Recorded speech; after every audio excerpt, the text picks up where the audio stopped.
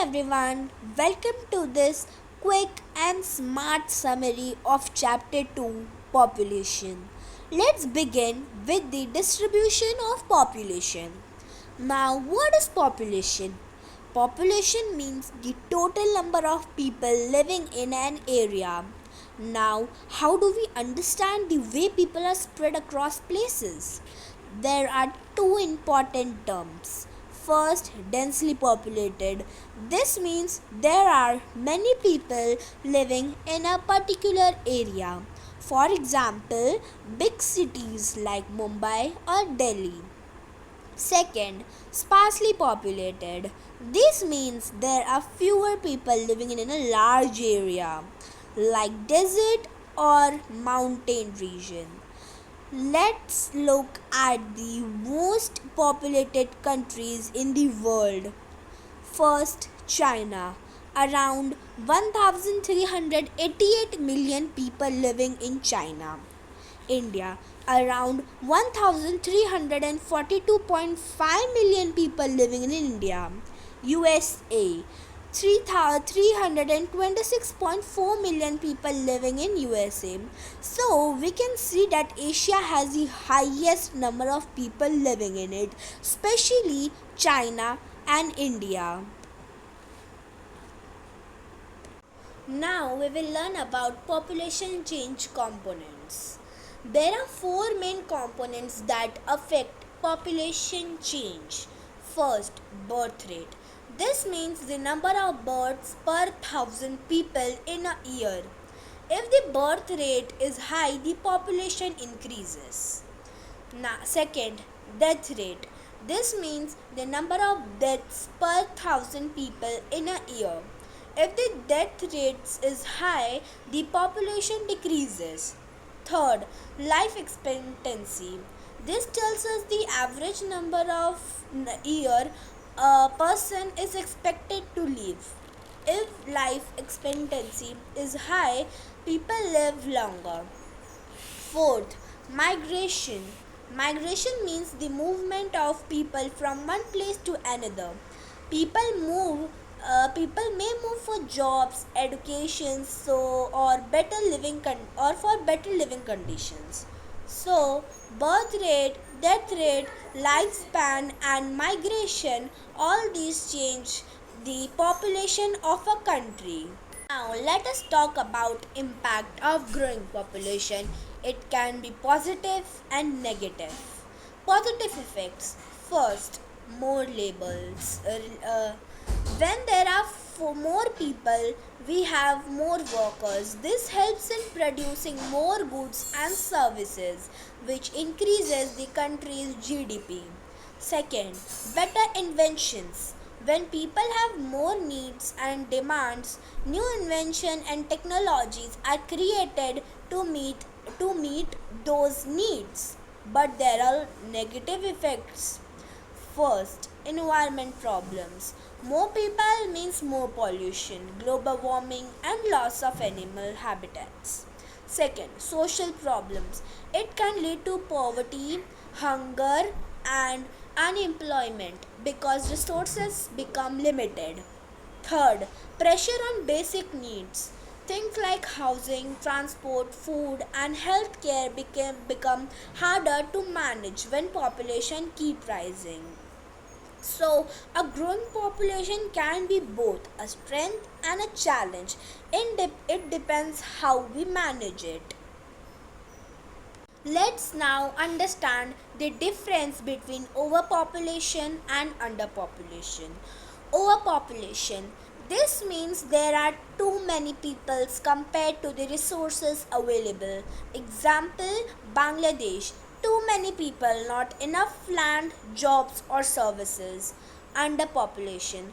This means there are very few people compared to the resources available. Example, Canada. Lots of land and resources, but not enough people to use them fully. So, the ideal situation is a balanced population, not too much, not too little, just right for these resources available. Now, let's look at why overpopulation happens. What are the main reasons? First, high birth rates. When many babies are born every year, the population grows very fast. Second, better medical care. Because of improved hospitals and medicines, few people die. This means the death rate become low and the population keep increasing. Lack of family planning. In some places, people don't use birth control or plan their families properly. So they have more children than they can afford. Fourth, industrialization and job opportunities. When cities grow and offer more jobs, people move there and settle down. This also leads to population growth. So remember, overpopulation is not just about birth, it also about better survival and lack of control. Let's now understand why some countries have very few people. This is called underpopulation. First, high birth rate. When many people die due to disease, war, or poor health care, the population goes down. Second, high immigration. If too many people leave the country to live somewhere else, the population becomes very low. Third, war, famine, and natural disaster. Wars, lack of food, floods, earthquakes, these make life unsafe and people either die or move away. Fourth, unstable economy and aging population. If a country has poor job opportunities, bad economy, or too many old people and fewer young people, the population doesn't grow much. So, underpopulation happens when people either can't survive or don't want to stay in the country. Now, understand how population size affects society, both when it's too much or too little. Overpopulation causes serious problems. First, scarcity of resources. Too many people, but not enough food, jobs, or money. This leads to unemployment and hunger. Second, poor facilities. Overcrowding creates problems like bad sanitization, traffic jams, and shortage of schools and houses. Underpopulation also brings challenges. First, less labor. If there are not enough workers, the country produces less. That means low income per person. Second, low tax income for the government. Fewer people means less tax, which leads to bad roads, poor health care, and fewer public services. But there's one small benefit too: more space and more resources per person.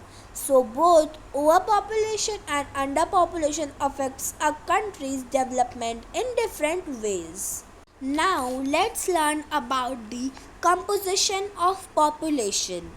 What it's made of. Population isn't just about numbers, it's about people's age, gender, education, occupation, and life expectancy. People also live in different types of areas, such as rural areas. These are less developed, focused on farming and simple lifestyle. Second, urban areas. These have industries, better facilities, and more job opportunities. When people move from rural area to cities, it's called urbanization. This change affects how a country develops and grows.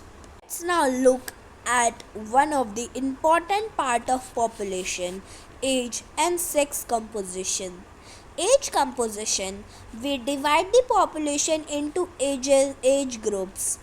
Active age groups, people from 15 to 60 years. These people usually work and contribute to the economy. Dependent group, children below 14 years and elders above 60 years, they usually depend on other for care and support. Sex ratio, This tells us the number of men and number of women in a population. There are two ways to express it. MSR, which means male sex ratio. Male sex ratio is equals to number of men upon number of women multiplied by 1000. FSR, which means female sex ratios. Female sex ratio is equals to number of women upon number of men into 1000. A balanced sex ratio is important for healthy and equal society.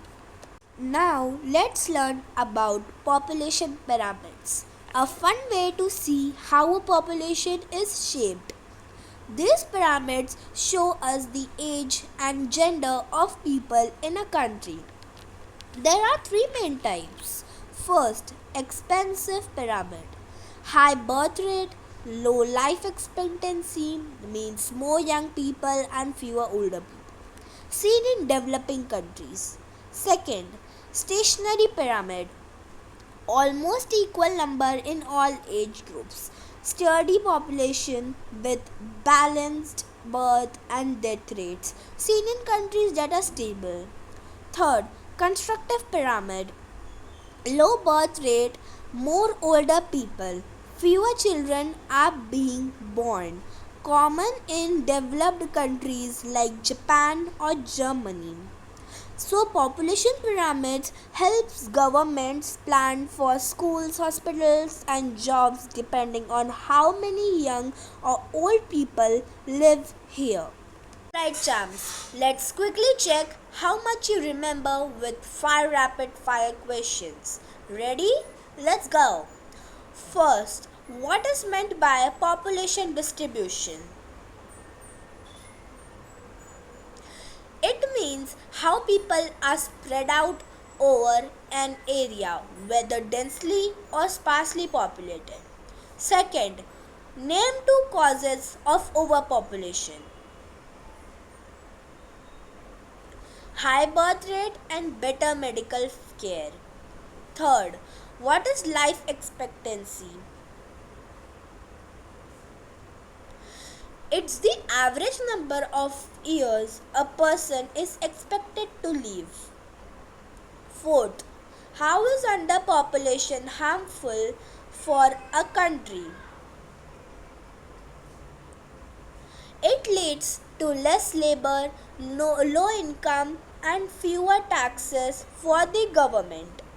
Fifth, which shape shows a developing population? Expansive, stationary, or constructive? The expansive pyramid with high birth rates and low life expectancy. How many did you get right? Let me know in the comments. And don't forget to keep learning and keep growing.